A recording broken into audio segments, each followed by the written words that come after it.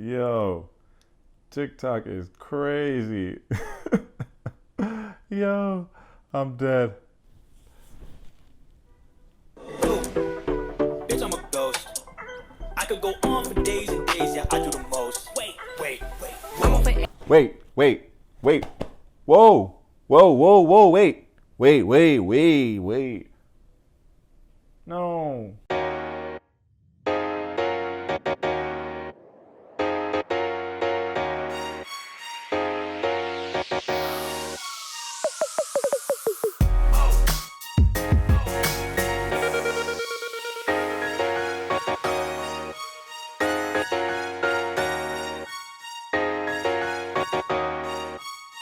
All right, welcome to Taste Take. If you're new here, I do movie and TV reviews.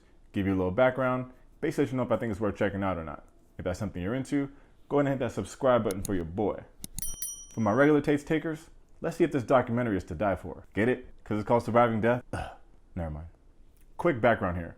Surviving Death is a new Netflix documentary that talks about life after death. I put Cozy NY on BKNY. Miami, DC, prefer Versace.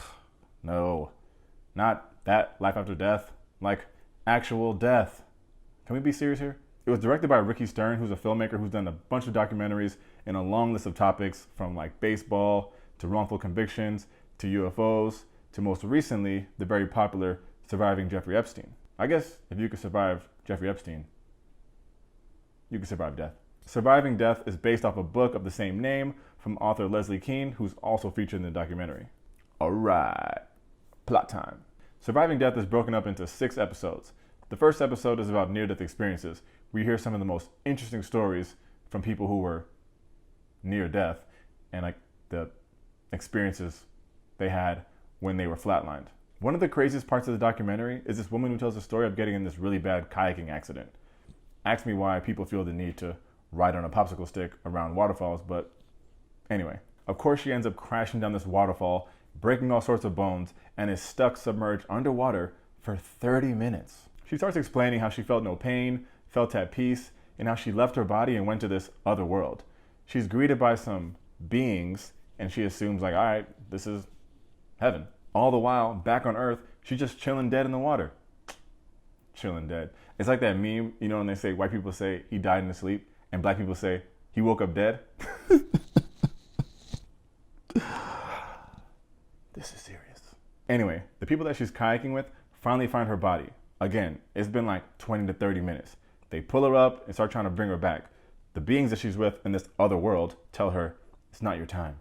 Just like in the movies. She's transported hours away to the nearest hospital, and the doctors tell her husband she won't make it through the night. And we're here watching the damn woman retelling the story on Netflix, so we know she made it through the night. Quick science break though. When our heart and brain activity stops, we're technically dead. However, our cells don't die right away. They just start to slowly decay, which could take hours. That's why with some of our modern medical expertise, we can bring people back from the dead. All right, back to the story. After this woman survives the night, they explain that she's gonna have permanent brain damage because that's what happens when you have a lack of oxygen for that long. But now she's a doctor, so I think her brain is fine.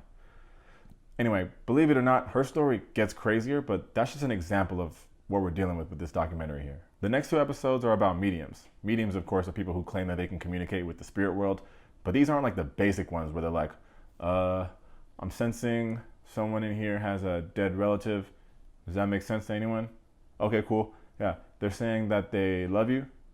All right, cool. That's my time, y'all. No, these ones are like legit, and they have some very compelling stories. Then the next episode is called Signs from the Dead, which is about the different signals we're getting from the other side.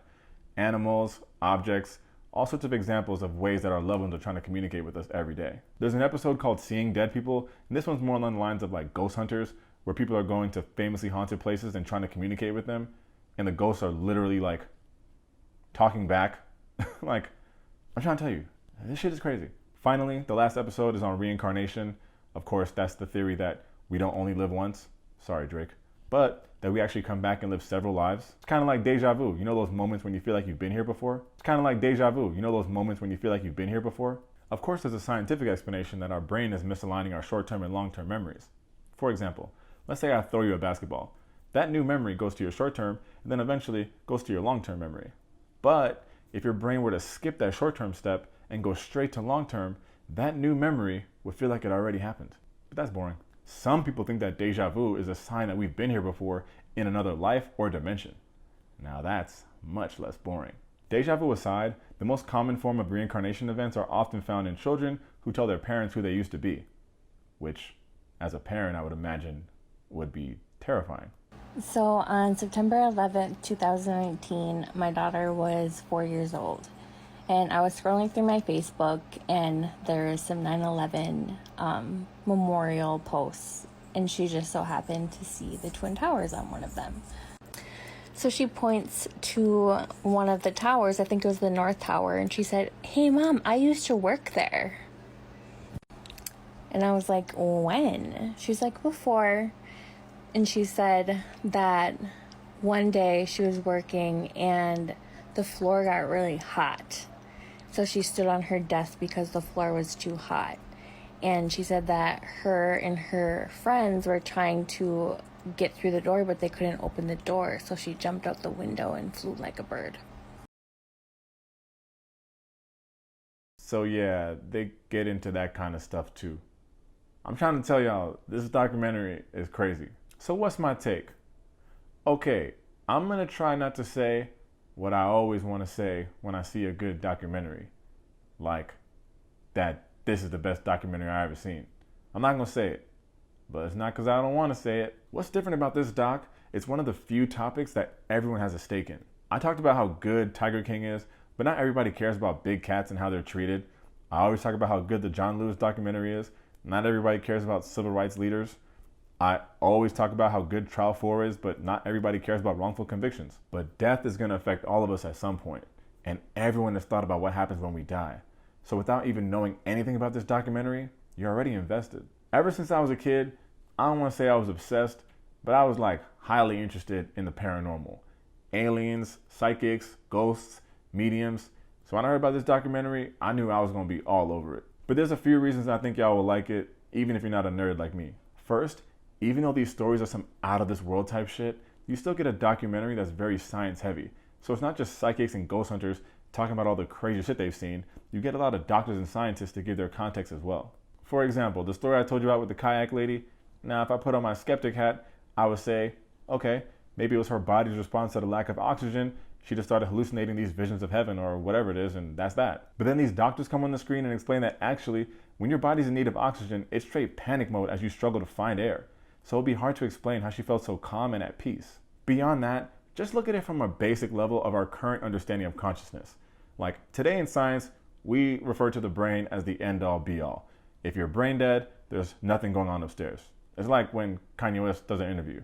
So when these people are flatlining, how are we explaining these experiences and visions that they're having? You know what I mean? Like, if we're gonna say that your brain has to be functioning to have these kind of experiences and visions, how are we explaining what's happening to people with no brain activity? We would have to change our whole understanding of what consciousness actually is. Another argument is that the drugs that people are given as they approach death is what's causing these experiences. Okay, that's a pretty good one. I would imagine that drugs can make you see some wild shit. But what they actually found is the more drugs that people are given, the less likely they are to have a near-death experience. The documentary continuously brings the skepticism argument to the forefront. With a topic like this, skeptics are going to be going crazy, so I'm impressed that they included it in the film. There's a section in this documentary that's going to be a skeptic's dream, and it deals with the seances. Seances are when the medium gets a group of people together and is communicating with the spirit world, and sometimes the spirits are actually speaking through the medium. You know, like in the movie Ghost. Got a plan. You see, I figured this thing out. There's something we can do. All we got to do is we can... Look at me.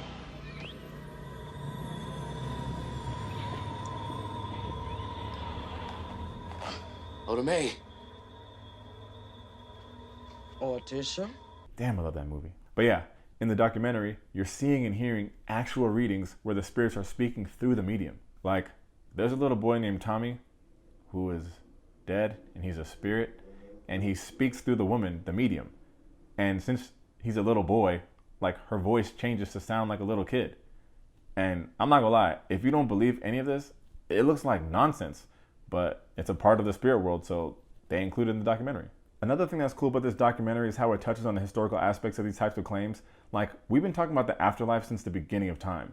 Even in the 1st century AD, the Romans were writing about haunted houses, And for centuries, people have been talking about all the spooky things they've seen and heard in the White House. Nothing spookier than what's in it right now. At the end of the day, we don't have any hard proof, and these are claims that would literally change life as we know it. I'm sure some people are like, well, if the spirit world is real, why don't they just show themselves on 60 Minutes and give us all the closure that we need? But maybe we don't need that closure, or maybe we're not ready for it. There's a theory that aliens come and go to our planet so haphazardly because humans aren't ready to accept life beyond our own. I mean, to be fair, like y'all just started accepting black people like this summer. Imagine aliens. Anyway, the claim is that these aliens let these one-off UFO stories catch on so that we start gradually accepting the idea of them, rather than just pulling up on Instagram Live like, yo, we out here. Shit'll be pandemonium. Like, look what y'all did to the toilet paper because of a virus.